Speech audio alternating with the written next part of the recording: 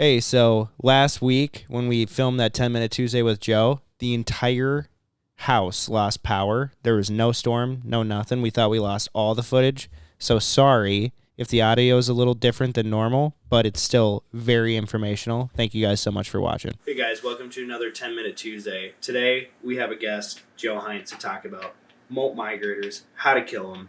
Definitely one of the best in the nation to do it. Why don't you give us like the general way on how to kill Molt Migrators, because you are extremely successful in killing them. Why don't you give us weather, decoys, calling, amount of people, the type of field, the area. Okay. You know? So, Molt Migrators. They usually come from the north. So what I look for in a Molt Migrator day, and I've been wrong and I've been very right, is you want the wind like early September, right? And it can be any time from opening morning, because last year I feel like we killed migrators on opening day. There's a lot of high groups we broke down, all the way to, November, depends on what area you're in, right? But in Minnesota, where I live, it's usually get the good pushes anywhere from opening weekend to about the end of September, right? We always look for a big temperature drop. So anywhere from 20, 25, 30 degrees, right?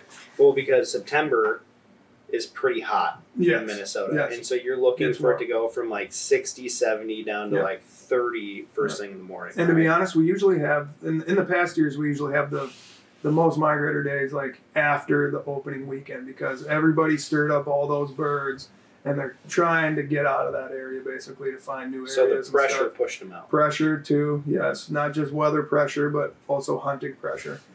And when I look for, I've had good migrator days on 10 mile an hour winds, and I've had really good migrator days when the wind's only like 2 miles an hour. Because if you go straight up in the atmosphere, it's a little stronger up there, right? I've said this, and I know a lot of my other buddies have said this too, 15 miles an hour is almost too strong. Like you might get a couple groups, but you're not going to have a huge push when the wind's just that strong. Like 20, 25 mile an hour winds, we usually don't have any migrator days. Why do you think that is? I don't know. I think it's just almost too strong for them, or they just are hunkered down and they just don't want to get airborne or something. I don't really have an answer for it. I think it's too much work for them. Yeah, something like that, right? Which you wouldn't think it would be, just get up and get to ripping. But glide, yeah, but I think a more comfortable speed for them is anywhere from 2 to 10, 12 tops, kind of for me. And like I said, off my experience, we've really got them in 2 to 10 has been good. What's your best app you use for weather? What do you think is like just the weather app? The weather app. Yeah, it's never been wrong. It's never been wrong for me. I've gone on hunting with a lot of people and they're like, "Oh, the wind's supposed to switch," and it's like, no, mine doesn't say that, and they've been completely wrong, and mine's always been right. Or this is what it's supposed to be, the wind mile per hour and stuff. And it's never done me wrong. If it says it's coming from the north, it's going to be coming from the north at that speed and blah blah blah. Are you looking in your area? So, like, say you're hunting in southern Minnesota. Yeah. Right? Are you looking in your area, or are you looking in areas north of your area? I'm looking in my area. Really? Yeah. Because I know Nick J will look in Canada. Yeah, to see where the wind... Yeah, I'll look in Canada, too. The Windy app is what I use for that. And it'll show, like, it's coming straight out of Winnipeg and straight down to us. And a northwest wind day is my favorite wind. We've got them on straight north days, straight northeast days, but a very good northwest wind day it's just better. How far ahead do you look for the wind? Do you look like next day, or are you looking out next day? Yeah, a week, but it usually changes. Right? Oh, we got a northwest wind next week on Thursday, and then you get there Thursday, it's a south wind.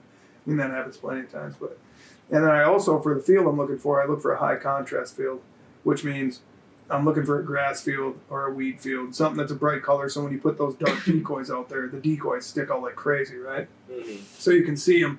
The birds can see your mess of decoys out in that bright field.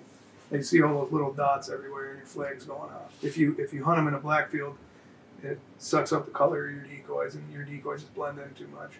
So do you Do you think where you put your decoys, like what type of a food source really matters, No. or do you think it's just pure contrast? Just pure contrast. Really? Yeah, Okay. we've killed them on a CRP, like a fresh cut CRP that DNR just cut.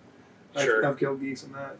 There's no, I mean, they're not eating anything. So in your mind, it doesn't matter that it's No. And a every time- silage field, a grass field, a wheat field, nothing. No, we always hunt fields. We'll set decoys out in a field that hasn't had geese in it for 10 years, but it's a grass field on a great location. In my town, I kind of know the historical pathways that they've taken over the years. That's what I was going to ask you about too. Is do you feel like there's certain areas that are better for it? Yeah. And why? Yeah. So in my town, on our west side, we have lakes like roosts that they go to. So I'll try to go north. Like if you have a roost in your town that you know that the birds are going to, and it's try to get north of that, like 2 miles. Or Catch them before they get there. Catch them before they can see that lake and all the geese stirring around it and all that stuff. So I always go a mile north or 2 or 3 or 4 or whatever, and just know that flyway they're going to run because they run highways, they run highway systems, and in Hutch, I feel like there's like beacons for them. Like there's a cell phone tower that they always go to, like the right It's a side of it. landmark. Yeah, and they'll keep coming straight, and if they're to the left of it, when they get to it, they corner towards our lake. So it's like, yeah, you can just watch it's like clockwork, dude. It's nuts. But so yeah, I would just go north of there, make sure the wind's not too strong, make sure you're in a high contrast field, go north of your roost, is what I meant. And I mean, decoys vary. I mean, if I got 10 people out there, we'll put out 50 dozen. If I got just me and you, we'll put out 5 dozen, 10 dozen. And I mean, you can kill, if you have 10 guys, you can still kill them with 5 or 10 guys, 5 or 10 dozen if you have 10 guys out there, right? Mm-hmm. Especially if you got standing corn and stuff. That's another thing too on migrators. I usually don't like standing in the corn on migrators. I like kind of being out in the field more, like 20, 30 yards off of that corn, because I've hunted migrators in corn, and we just didn't kill as many as we would have if we would have been out there. Because I feel like when you break them down that hard and then try to pull them that close to the corn, I just don't really like it. You think it's more of like a predator thing, like Something, a natural instinct? Yeah, something. Don't get me wrong, I've killed plenty of geese in standing corn, but it's just something about migrators. They just kind of flake out about. They don't decoy as well. You can get them to swing over the corn and fly over the corn, but they just don't decoy right in front of that corn. And if you have your decoys 30 yards out, they're taking far shots. Right. So I was trying to be out. Yeah, I always find when you're hunting standing corn, unless it's a straight side shoot, you can't see a lot of them coming. Right. It's a visibility problem. Right. So you're either standing out in the field with your dick in your they're hand. right on top of you, like, holy shit. Oh man, we got caught with our dick in our hand again. Yeah. I hate that feeling. Yeah, sucks.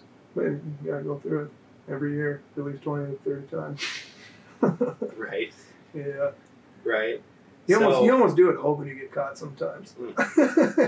Right. Yeah. And then are you using as much motion as possible too? Yeah. We got jerk flags that are on cords, and then we have flags on the blinds and stuff outside the blinds, just to make as much commotion as you can. Holler at them, beller at them. Now, usually when I go migrator hunting, at least one other good goose caller. If I can have 3, that's perfect, and then 4 is very good, and 5. But then sometimes you get 6, 7, 8 good goose callers. It's almost too much. Yeah. Where they're just like, whoa, it's too much. But yeah.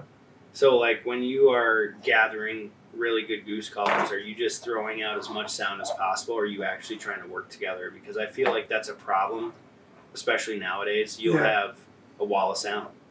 Well, if you're hunting with your buddies all the time, you kind of, and the more you hunt too, again, when you got to read the birds, right? Right. So when we first see them, we're giving them all we got. I'm doing my sequence of notes. He's doing his.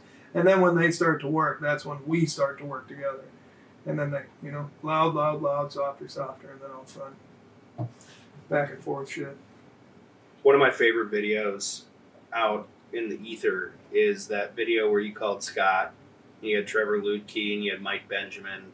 Yeah. I like that grass field Molt hunt for Migrators. Molt Migrators, dude. Yeah. Like watching you guys, like just listening to the calling, I learned so much. Where it's like, and then you see a couple break off, and then everyone starts calling in unison or in like some sort of a rhythm where no one's stepping over each other's toes. Right. And it was just, it turned into a shitload of clucking. And it sounded so good. Yeah, it was sick. It was. We didn't kill a goose till like 9:30, 10 either. When they usually start flying, but that was the first time I hunted with Scott, and I was like, "Fuck, migrator day." Scott drove all the way out here. I was like, "Come on, dude!" Didn't see a goose, and then I was like, "Well, if we don't see one by 10:30, we're in trouble." 9:30, 9:40, and then I was like, "There's a group," and then we limited up. Just burned the shit out of them the next hour. It was so much fun. That's epic. Yeah. So you feel like calling is probably the most important part, other than being under the right. Yeah, on migrator hunting for sure, it's calling for sure. Yeah. And what part about the calling do you think speaks the most? Just getting their attention. Just getting their attention. Yeah, so being attention. loud. Yeah, being loud. So like, what's the note? You know, what's that high, that piercing note for this? I do like fast clucks, like cluck cluck cluck cluck cluck cluck cluck cluck cluck cluck cluck cluck cluck cluck cluck cluck cluck cluck. Like I do a lot of that, and then my buddy Toso, he's sitting there just double clucking like crazy, you know. Yeah, and then you got another guy just doing spit notes and more other shit, throwing it together. I mean, we all call different, you know. Yeah. So yeah, just throw the noise at them, and then when they start chiseling their way down, lighten up a little bit. Yeah, and then, I mean, again, you got to read them. And sometimes you got to hammer them birds all the way to the ground. Like call. Don't get off the call. Don't get off the call. And that's what's going to decoy them. And sometimes they flare out at 60 yards because that was too much calling. Yeah. So you just got to kind of read them.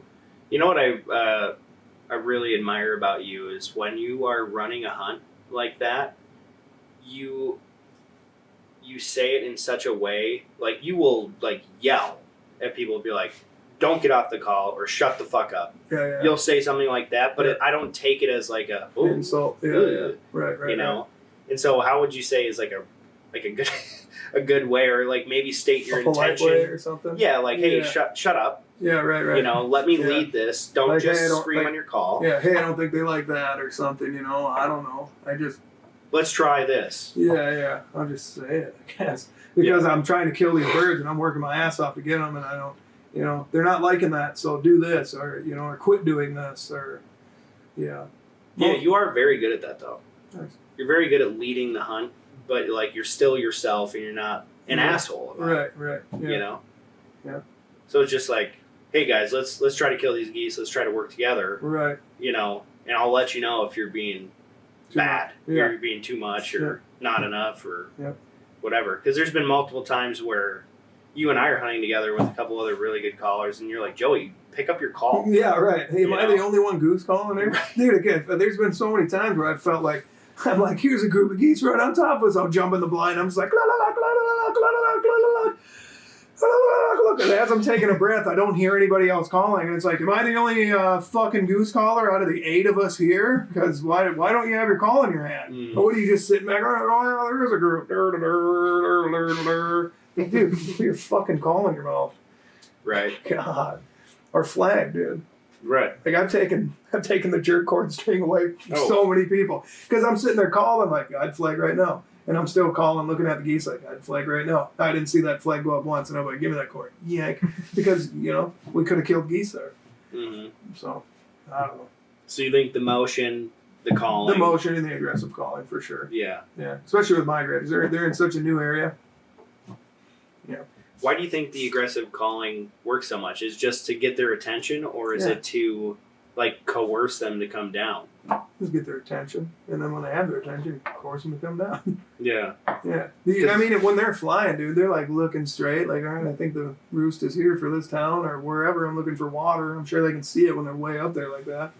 And then all of a sudden you just hear, wah, wah, wah, and you kind of peek down and they see just, wah, wah, like, oh, that's where all the geese are. What do you think the geese are saying? Like a real flock of geese. What do you think you're saying with your call to those geese flying? Party time, boys. Party time. Come on down. Free beer and pussy. Yeah, right, yeah. Yeah.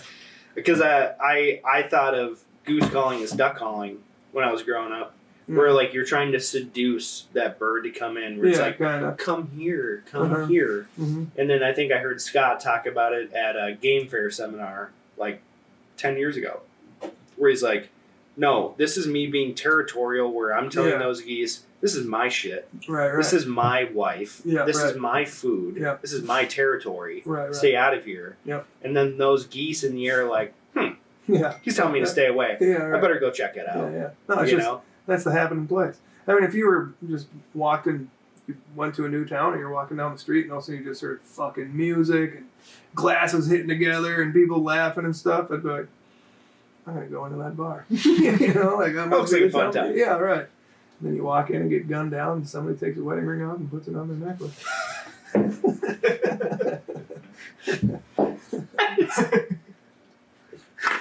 So specific. Yeah. So specific. Got another one. All right, let's check out local crime. You can come into my town wearing a wedding ring. I don't think so. I don't think so. Yeah, no, they're just. I mean, migrators, high contrast field, be north of LaRousse, call a lot. I mean, you don't need a fuckload of decoys. The more guys you have, it's just better to have more decoys to hide, because you know you got so many bodies to hide, more commotion between the human bodies. So just hide that too, and people peeking and moving around and blah blah blah. Well, and like molt migrators are the ones that aren't breeding. Right. Right? Yeah. And so what you're telling those birds, like they want to be social, and they're trying to find like the group to hang out with. Right. But not just that, like I said, sometimes the pressure in the town north of you, and 10 minutes or even an hour or 2 hours north of you, the hunting pressure has kicked them off too. And them and their kids are coming down. I mean, I can't tell you how many bands we've killed on a migrator day where it's like, oh, this one was banded in, frickin' Bemidji 5 months ago. So. Right. So it's not just non-breeding periods, but it's a lot of them.